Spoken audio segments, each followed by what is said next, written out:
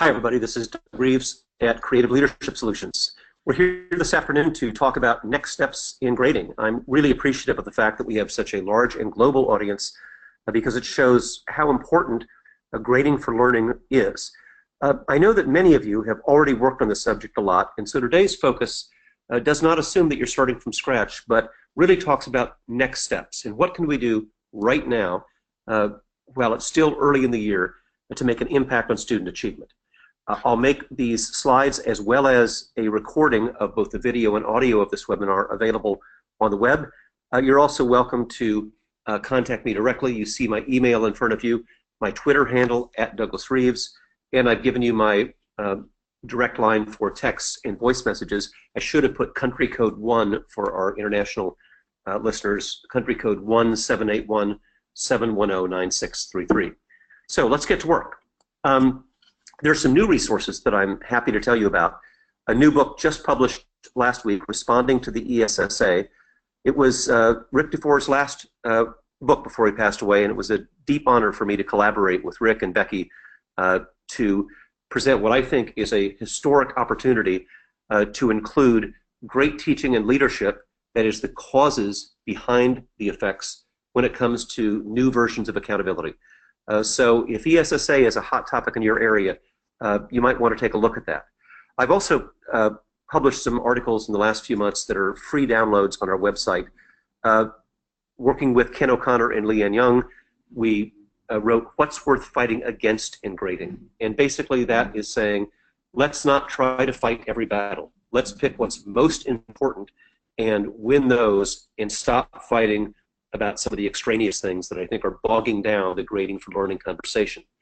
The 2017 issue of All Things PLC journal has an article called Busting Myths About Grading, and there's also a free video series on grading, just short 2, 3, 4-minute videos that you can download at creativeleadership.net, click on media, and those might be useful to be conversation starters for you as well. So I want to make sure that we can make progress in the grading discussion, because what I'm hearing from a lot of schools is that they've tried to have the conversation, and they've had one speaker after another, done one book study after another, but they're stuck. And so I want to suggest in this webinar some ways to get unstuck. And the first thing to do is to be really clear about what doesn't change. For example, one of the things that Ken O'Connor, Leanne, and I said in this article, What's Worth Fighting Against in Grading, is that we're fighting the wrong battle to say, let's get rid of letter grades and transcripts, and wouldn't it be a better world if everybody could have narratives? I understand that, and it would be great if you had unlimited staffing time and money, but the real world is, particularly at the secondary level, we're going to have letter grades, we're still going to have academic honors, transcripts, individualized education plans. When people fear that they lose those things, it can stop your grading for learning discussion before it even starts. So rather than fight over whether we use numbers or letters, let's focus on the more important issues of getting things right. Rather than fight over whether or not to have academic honors, let's say, you know, the old valedictorian salutatorian system is pretty silly, since 1/1000th of a decimal point might separate them. But focus instead on the right kind of academic honors, as many prestigious universities do, highest honors, high honors, and honors that are based upon objective levels of achievement, not the fine decimal point distinctions. And the idea that many parents are alarmed that they might lose their opportunities for everything from IEPs to college applications to scholarship applications derails the whole conversation. So be clear about what doesn't change. And the second way to really make progress in the conversation is, before you go in with a policy proposal, think about principles first. Principles before policies. I recommend that you consider the acronym FAST for fair, accurate, specific, and timely. We'll elaborate on those more as we go through the rest of today's webinar. So, the big picture. One of the things that we've got to be willing to do is remind ourselves why standards-based grading is a foundational principle of where we are in education today compared to where we were in the 20th century. And that is that as a country, in each one of your jurisdictions, made a clear, morally based decision to compare students to an objective standard rather than on the bell curve. The bell curve being the world of bluebirds and robins and blackbirds, choices of color, not an accident. The bell curve is the worst of both worlds that justifies bad performance as long as you beat somebody else and illegitimizes good performance if you didn't beat somebody else. Objective standards are the way that we evaluate pilots and brain surgeons and teenage drivers, and that's the way that we have chosen to evaluate education. And occasionally we need to go back to first principles of two ways to evaluate students, standards or the bell curve, and standards is the morally superior alternative. And we ought to just ask ourselves, whatever problems there have been in standards, and there are legion, and I admit that, they are still better than the bell curve. So here's what I'd like to try to accomplish in our discussion today. I want to talk about some of the principles of effective grading practices and grading for learning. I want to find common ground. Just before I was on this webinar, I got an email from a principal who said, you know, we'd like to do this, Doug, but we're just getting too much pushback from our departments. And my respectful reply is, what is the source of a pushback that would lead to fewer failures, better achievement, better discipline, better attendance, all these great things, more opportunities for electives? Why is there pushback against that? Ask yourself, who would benefit from a higher failure rate?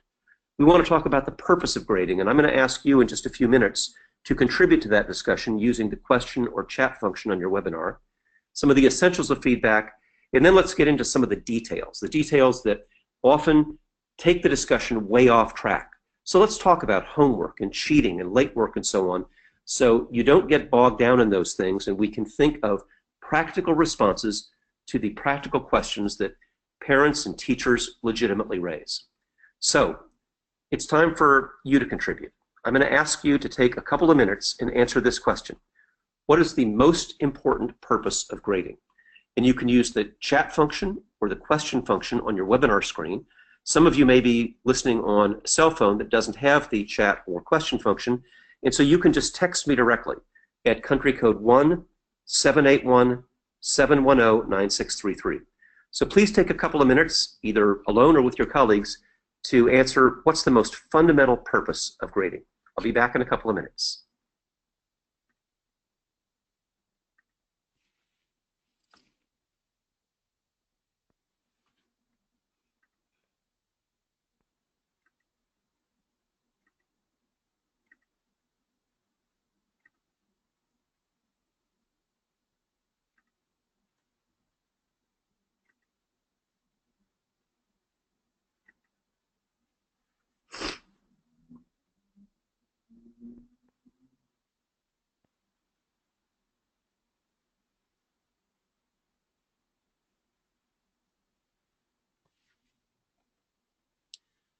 Please take one more minute.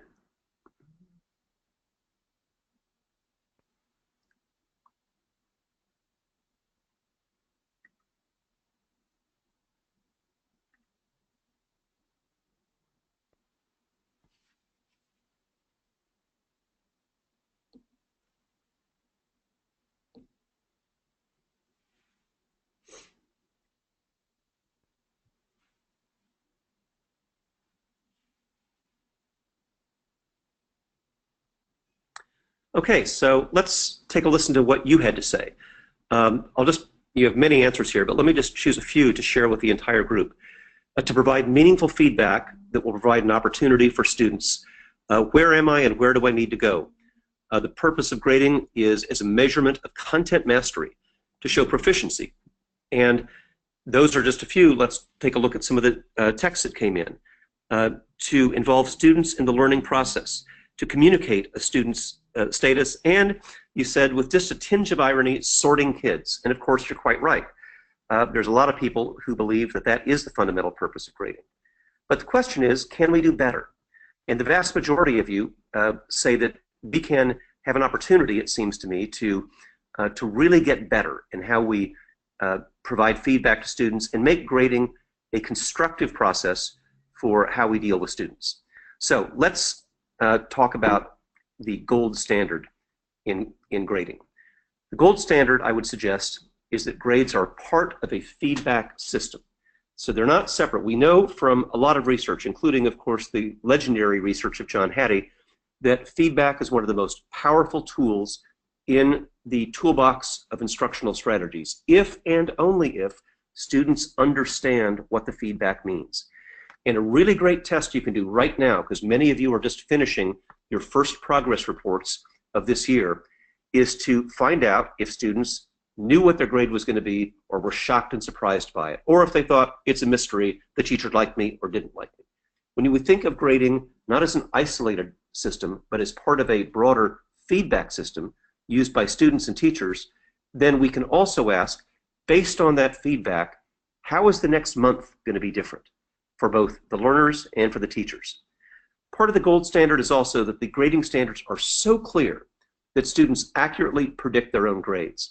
One of the enduring research findings, most recently updated in 2017 by John Hattie, is that even as he expanded the number of factors influencing student achievement from 150 to more than 200, the ability of students to predict their own grades remains very, very close to the top of the influences on student achievement.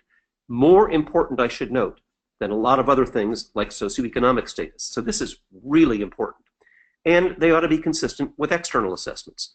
The classic example that we can look at is when we have students, for example, earning a 4 or a 5 on advanced placement exams and getting a D in the class, that suggests that the expectations for performance of college level work on the advanced placement exam are different from the expectations in the class. Conversely, and I think more perniciously, when students are earning honor roll grades, but then not scoring proficiently on external literacy exams, math exams, AP exams, then they're being rewarded for something that is not consistent with the proficiency that we actually expect. So let's think about where we can find common ground. And by common ground, I mean when I bring together parents, teachers, community leaders, let's find some things that we all agree on before we get in the weeds of policy. Let's start, for example, with agreeing that we ought to reward academic proficiency. And we recognize that being proficient is what matters. By the way, we recognize how you finish that counts, not necessarily where you started.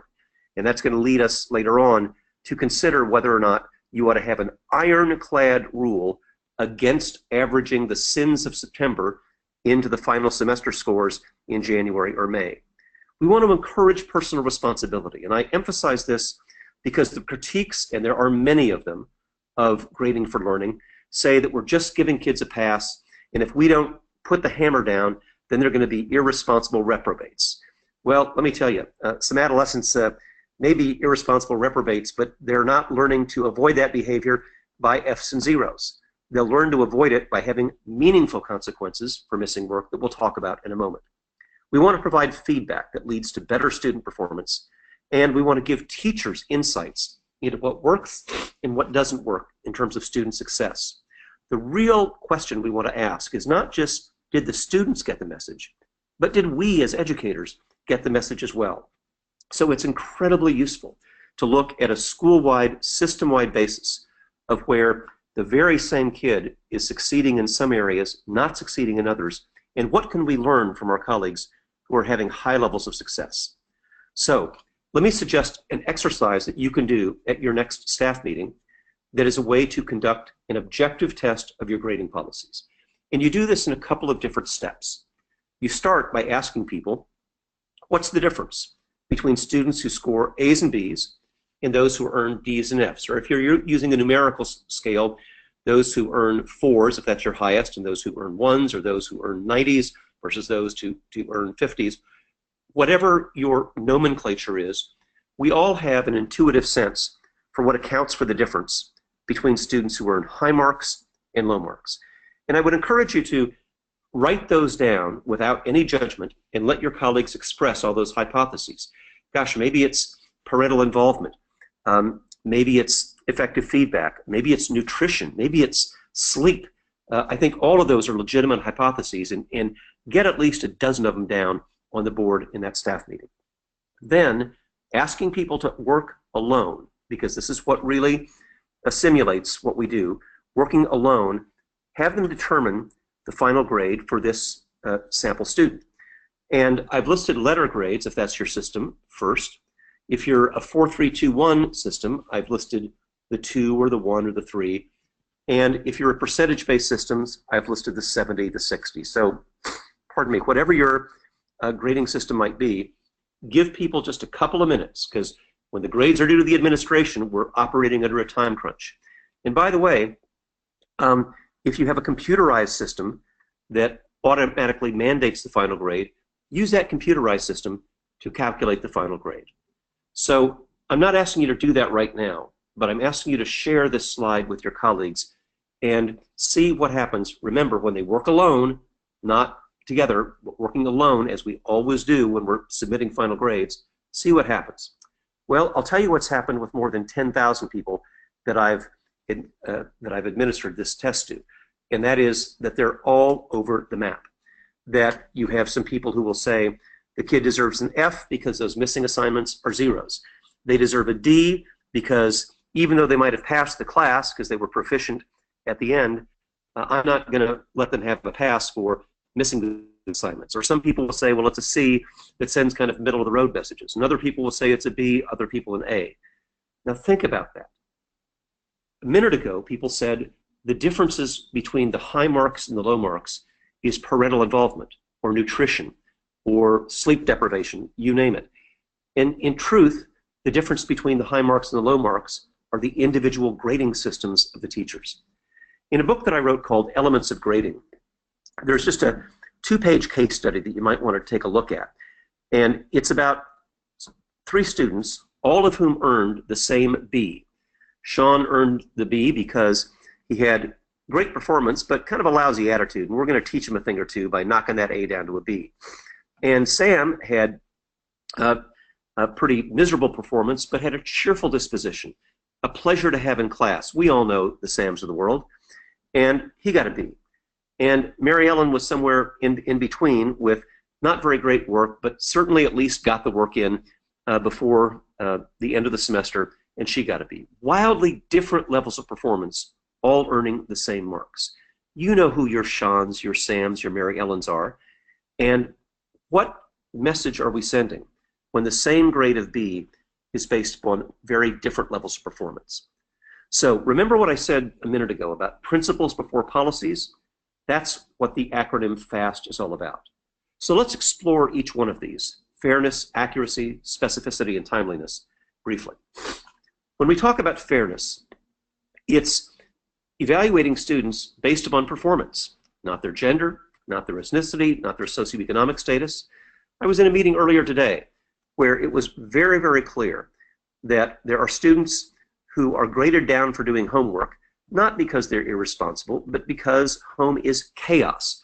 With 3 families living in a 2-bedroom apartment, and getting work done is unlikely to be there. It's not that they can't do the practice, but they can't do it necessarily at home. Fairness also means that we aren't compensating for biases by displaying a reverse bias. This is what happens when we see honor roll students who are not performing at a proficient level. It's the bless her heart effect, and it is hurting our kids. It is particularly disadvantageous in the research that I've done to our young women and our girls, and particularly I found when I was looking for honor roll grades with below proficient performance to minority young women and girls. That doesn't do them any favors. Let's take a real close look at the disparities in performance and grading. When we say it's got to be accurate, the second principle of FAST, we mean that different observers, including other teachers, student peers, students themselves, understand the criteria that we use to provide feedback. I had a wonderful conversation earlier this week with a world language teacher who was not only had written a brilliantly clear rubric that students could use, but also had found video examples where students could observe conversations, observe oral presentations in the target language, and then have students evaluate what level of proficiency were they at. If we expect students to evaluate themselves, it really helps to have them evaluate anonymous students with whom they have no emotional connection to be able to really focus on the results. And we want to make sure that teachers don't just make factually accurate statements, but they ask students questions to determine understanding. To the administrators on this webinar, I want to particularly encourage you to think about how you can implement that during your observation.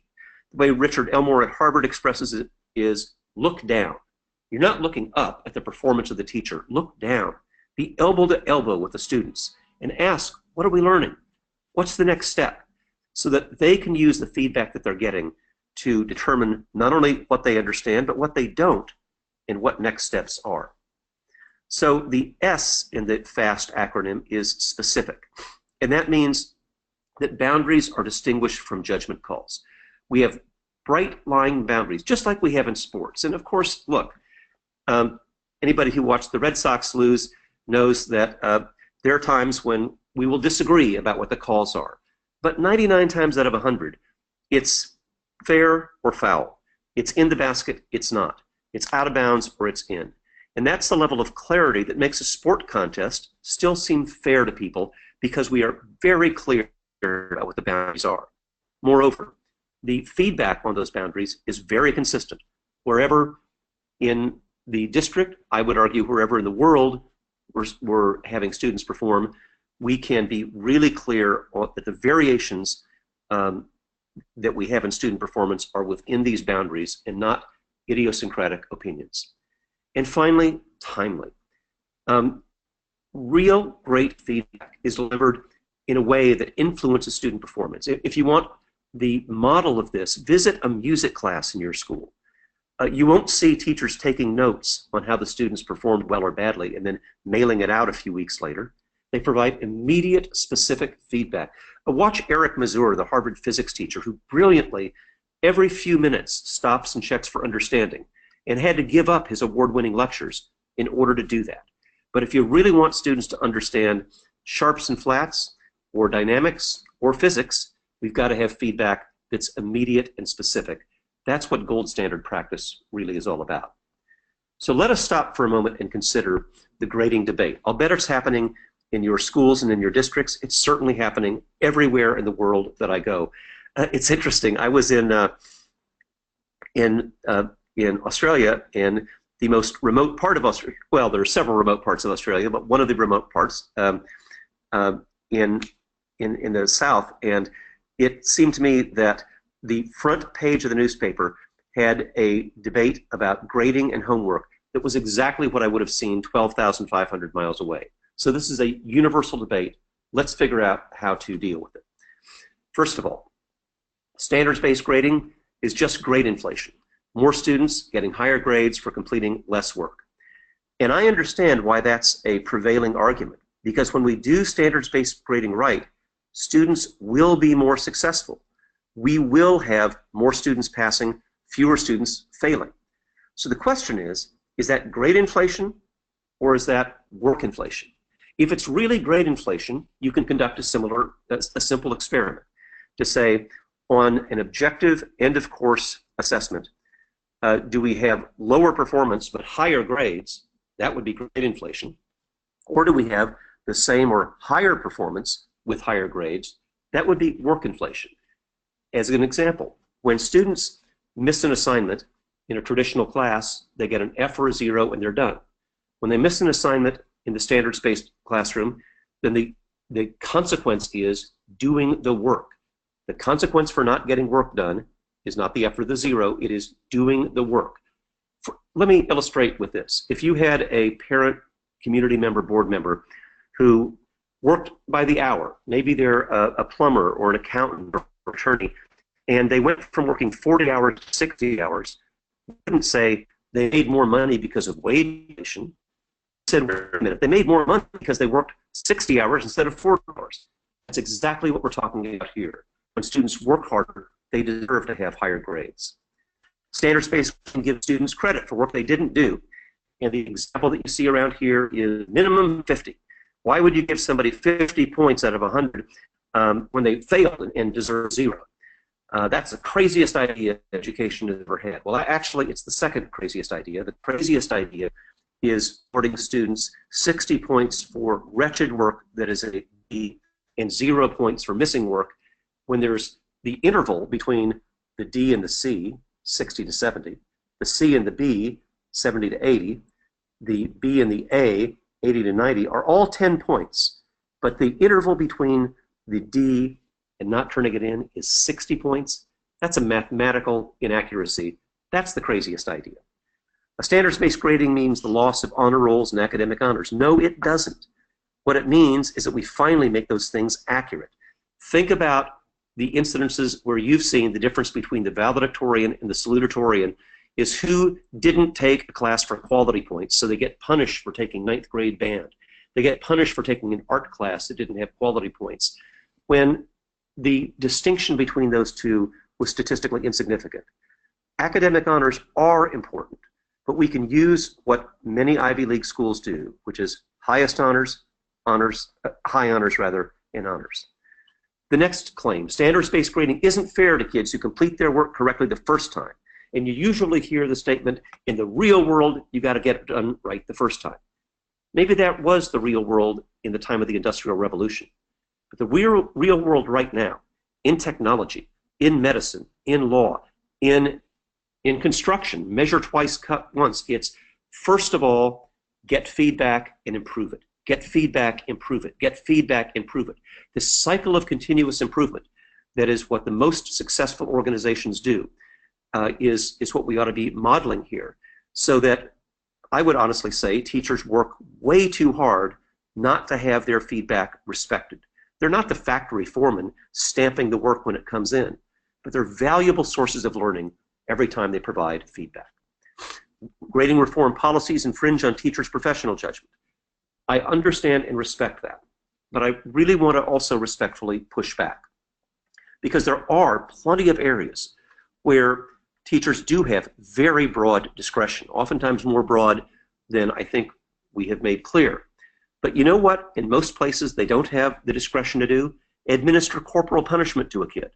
We've known since 1960 that that was a counterproductive, harmful idea, and although astonishingly to me, some school districts still allow it, corporal punishment doesn't work. And I suspect in your schools, if you had somebody say, it's my right to inflict corporal punishment, you would object to that. Toxic grading practices are the academic version of corporal punishment, and they have the same bad impact that corporal punishment does, and you wouldn't allow it. And I don't think you wouldn't allow it then, you shouldn't allow it now. Now, let's talk about some of the tough stuff. So let's talk about missing and late work, behavior, plagiarism, athletic eligibility, all these things that we really have to deal with. So let me just address some of these briefly. First of all, missing and late work. I want to ask you this question. If you had too many failures, too much late work, missing work, too many discipline problems, not enough attendance, what would our solution be? Well, you could fire the principal. That's certainly what I've seen done, and you see this in high poverty schools all the time that have had 5 principals in 5 years. But we also know, by the way, that leadership turnover is inversely related to student achievement. Leadership stability is related to student achievement. Or I know, we could fire the teachers. The price of getting this grant will be to fire half the staff. Or we could get new students. That's the simplest solution. Bus out the old ones and bus in the new ones, and now we'll have better performance. Get a grant. Buy 12 new programs. Implement them all simultaneously. And I'm not being facetious about this. I've been in schools that have got a half a dozen different data analysis programs, 7 different literacy programs, none of them implemented deeply and successfully. Or we could identify 1 or 2 high leverage practices and monitor how those practices are working. You want to see an example? Here's one that I originally documented in the American School Board Journal several years ago, and I'll give you the new update from talking to the superintendent now.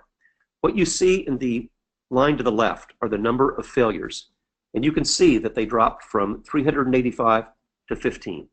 The number of suspensions from 338 to 147. Attendance even went up. What was the miracle of the green line? The Ketchup solution. And here's the only thing that happened. If you don't have work done between Monday and Thursday, that's between you and the teacher, and you can figure it out and get it done. But let's say that you're just one of those reprobate adolescents who didn't get the work done, and it's Friday morning. You don't go to class. You go to the catch-up room, and you catch up.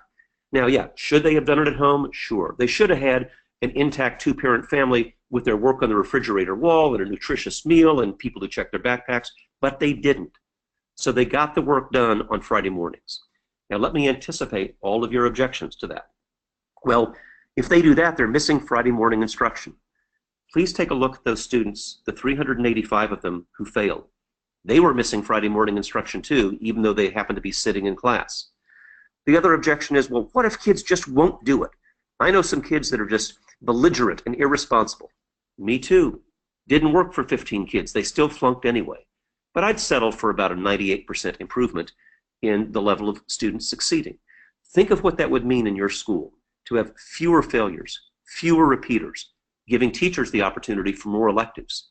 What would morale be like in your school if you could cut the suspension rate in half and all the time have better attendance while you're at it? Now, I talked to the superintendent in this district in 2016, and here's the latest update. They have a net gain of more than 300 students, saving the school $1 million. This is in a state that has choice of where students can go because it's a place of success instead of failure. They continue growing their internal and external academic measures, a success story, all the while having almost zero turnover in faculty, zero change in the demographics of the students. So it's the same administration, same teachers, same student body, but dramatic improvements because they gave them the opportunity to catch up. And the morale of the faculty is the best ever. That's why I really push back when I hear people say, the faculty just won't buy this, they're set in their ways. The faculty didn't buy the Ketchup idea initially. They only bought it after they saw the results. And so this really changes our model of how change happens in schools. It's not get buy-in, bring in the inspirational speaker, read the right book, and then everybody will change their attitudes. No, you try it. Even when there's not buy-in, you try it as an experiment, as a hypothesis to be tested. And then once you've done that, and then once you see the great results in discipline and in academic achievement, then you have buy-in. Now, there are many variations on this theme, and I will just tell you some that I've seen around the country. Ketchup is the Friday morning.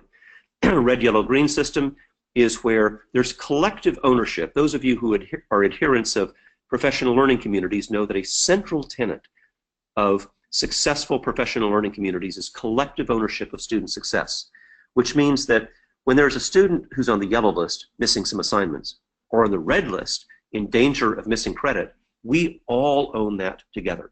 And the teachers in that wonderful system would, whether they saw a student in the hallway, in the lunchroom, in a homeroom, in an academic advisory, be able to focus on the red and yellow lists to help look at assignment notebooks, help make sure that they were prepared to be successful in class. They dramatically reduced failure rates in one semester. So to be clear, we're not talking about any Stalinist 5-year plans here. These are things that we can get done in one semester, in 1 year. Another school used the quiet table at lunch, and I know, oh gee, it's only 20 minutes. What can you get done in 20 minutes? A lot, actually. And it turned out that it wasn't really always a punishment. There are kids who volunteered to sit at the quiet table because they needed that time during the school day to get work done.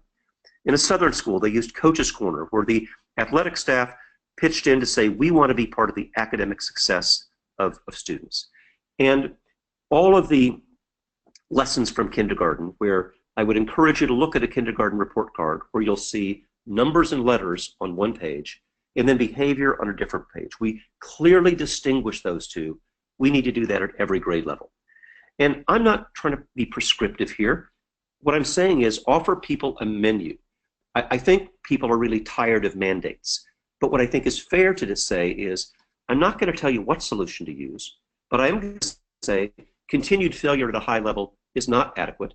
And so pick one thing, or think up your own, that will be an intervention that we can test in the next 9 to 18 weeks and see if we're getting better. Now, these ideas cost nothing. They save money and time. They improve faculty morale. They reduce failures. They improve discipline and attendance. So the question I would ask you to think about is, why are they impossible? And why do people say, well, that may be good in theory, Doug, but it can't work here? We are way beyond theoretical implementation. And the evidence on an international scale is that they can be implemented, they can be replicated, and we're not talking about buying programs or spending a lot of money. Now, let's talk about some other tough stuff. Academic dishonesty, cheating, and plagiarism. One journal reported that cheating in the US at the high school level is the worst it's been in 20 years. So let's think about what might cause that. It's possible that morality is at an all-time low. It's also possible that kids have seen successful older siblings cut and paste research papers and get away with it. Maybe they even have very moral parents who download music illegally from the internet every day. I don't know. But before we jump to judgmental conclusions, let's also consider that part of the cause is students feel fearful and stressed out and full of anxiety, and cheating seems to be the only way to get out of that hole.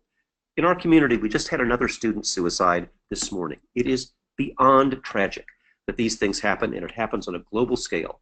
These are not bad kids. These are not kids who are unsuccessful academically, but they feel hopeless and helpless. I think there's got to be better ways to deal with it. So, based on what you know about effective feedback, let's think about what the appropriate consequences might be. I was just with a faculty earlier this week, and the real question was, a student was caught cheating by using a cell phone during an exam. And the penalty in that was a 0. And I get that. You catch them plagiarizing, and plagiarism software is available all over the place. You know, they fail that paper. But what then? What I think is the appropriate consequence is, let's learn to do it right. Let's say, you can do this. You don't have to be freaked out. I'm going to help you succeed without cheating.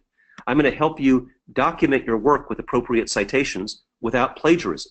Because the very same words in the paper preceded by, according to Dr. Jennifer Jones, in this journal on this date, that's good citation. Without that introduction, that's plagiarism. We've got to teach them how to do it right, and a lot of kids don't know that. So what are some other changes? And again, I want to be practical to give you today next steps, and then I'm going to take some questions. One of the things that makes standards-based grading go off the rails is teachers thinking that they've got to have a 12-page report card that evaluates every single standard. Or they buy one of these computerized grading systems in which they are supposed to load every assignment and every standard and have this giant matrix for students. It's crazy. First of all, not every amount of feedback needs to be a grade. Not every amount of feedback needs to go in the computer. Thomas Guskey has written at the University of Kentucky very persuasively about how students crave feedback and they respond to feedback, but not when it's always associated with the grade.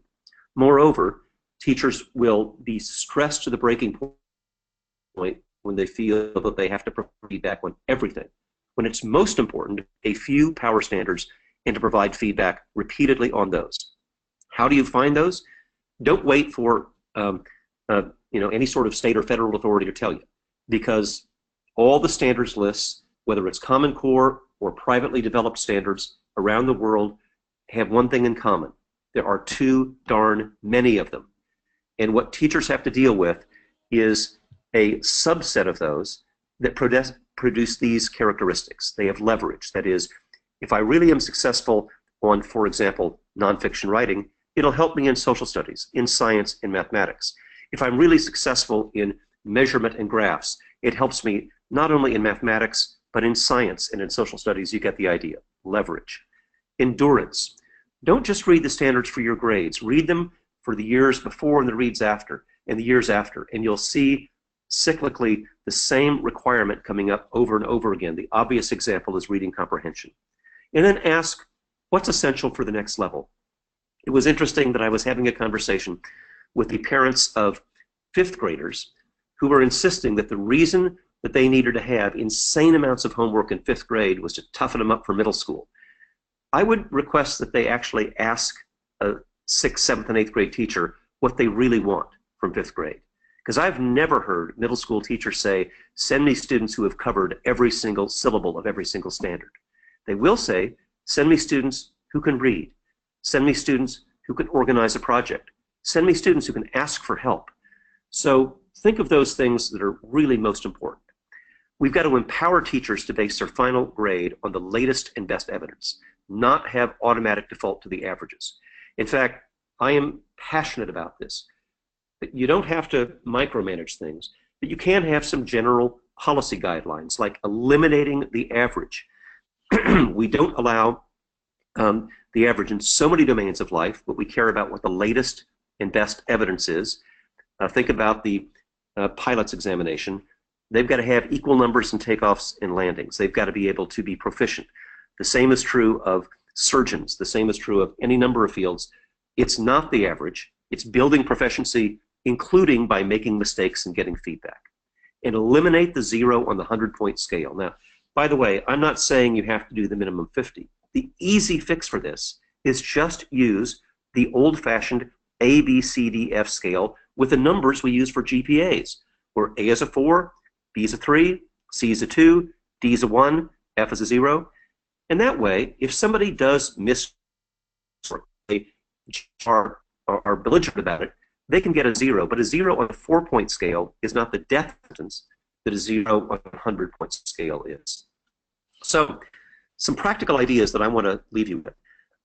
Right now, this semester, you can start some voluntary experiments. You already know your student success rate was for this semester a year ago.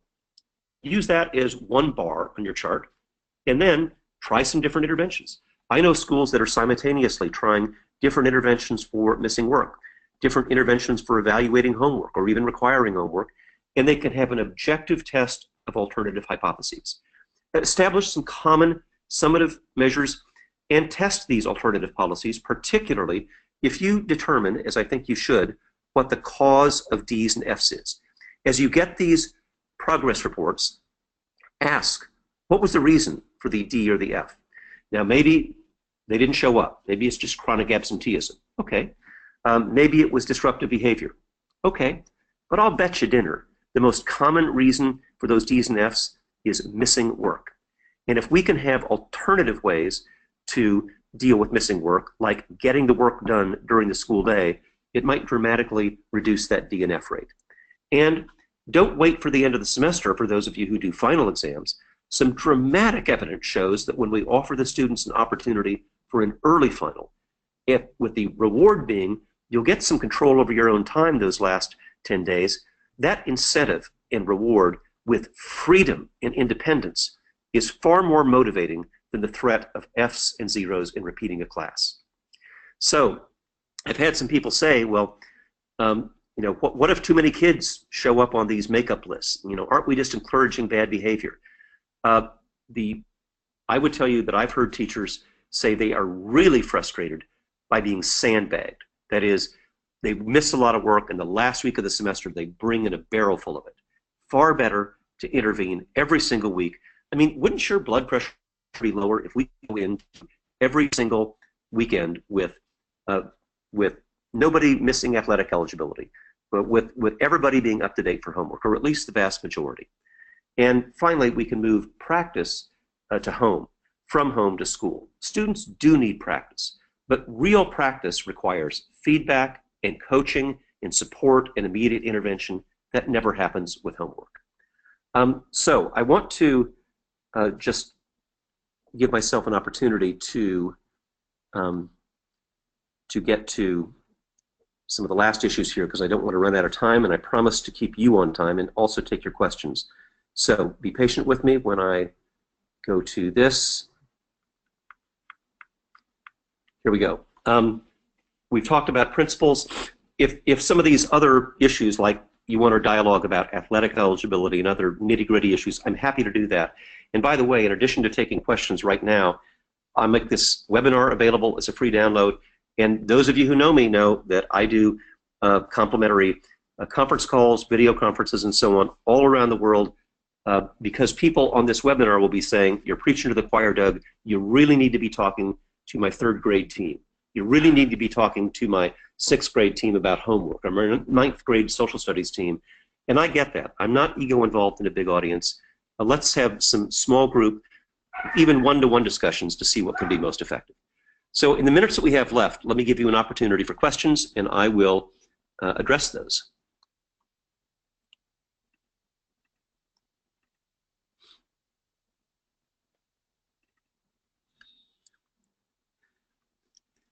So interestingly, one of you said this is exactly what we're talking about right now, and I hope this strikes you as being practical, because I hope what you're hearing is I spend a lot of time listening to teachers and listening to parents.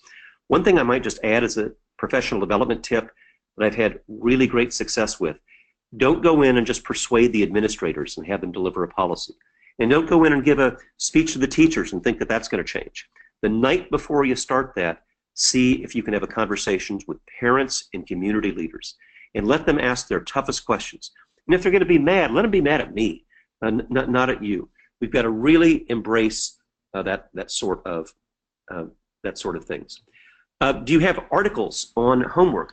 I wish I could claim credit for this, but I'll tell you the best one, and I'll be happy to send it to you, but you should, friends, be members of ASCD and subscribing to Educational Leadership.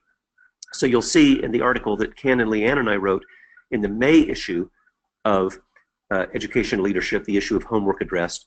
But honestly, better than that was in the January 2017 issue of Educational Leadership, which was a synthesis of the latest and best evidence on homework. And the bottom line is, homework has zero impact on student achievement in grades K through 5, minimal impact 6 through 12. And I want to be really careful about how I phrase this, because that so goes against the grain, people stop listening. So I want to be really clear. I agree with you that students need practice. The question is, what's the best way to do practice? And homework isn't the most effective. If it were, you'd be sending your basketball players home with a basketball in their backpack with instructions to do the odd-numbered problems 1 through 30 on defense. But you don't. You practice basketball and orchestra and a lot of other things with coaching and feedback, the same way that Eric Mazur does with physics students at Harvard. That's how we most effectively do this. A couple of more questions. Whoops, sorry. I like the idea on leading change. I also think of using John Rawls' veil of ignorance. Man, can we do trading citations? So I hope everybody has read John Rawls' Theory of Justice, but it is a wonderful source. And if you want a complex text for students to take on, it's one that is a landmark piece of philosophy that talks about fundamental needs of justice in the hierarchy of moral values. Thank you for such a thoughtful comment. What would we do as educators if we were designing policies for our own children? Well, that's a good point, but I want to also ask you this. Educators oftentimes were themselves successful in school. They had project management and time management figured out. They did really well as students, and oftentimes the children in their homes do as well. But here's my respectful rejoinder. How many of your students do you expect to become public school educators? I've rarely heard teachers say 100%. In fact, I've rarely heard say it's more than a few. So why would we use incentives and punishments that are designed for people who already were successful in school and so successful that they became educators, but don't work for the vast majority of our students? The Ketchup does that work at the high school level. Actually, the chart that I showed you, and I'll be happy that this article is available for free, called the Ketchup Solution, was done in a high school. And by the way, it was a high school with a significant free and reduced lunch and second language population. So I think it works at all levels, but I can also tell you the documentary evidence and the superintendent I interviewed was specifically about high school work. So I want to encourage you to continue to respond to other, continue to ask other questions. You know, you can go to creativeleadership.net. If you want the slides, we make them available to you. Just click on the Contact Us form. Click on the menu if you want any of the articles or videos. They are free downloads, and I'm really happy to share those. I want to also give credit to Solution Tree, the publisher of not only the ESSA book that I mentioned earlier, but also the publisher of Elements of Grading and Fast Grading. It's a great source of information. Thanks very much for your kind attention. I'll look forward to hearing from you very soon.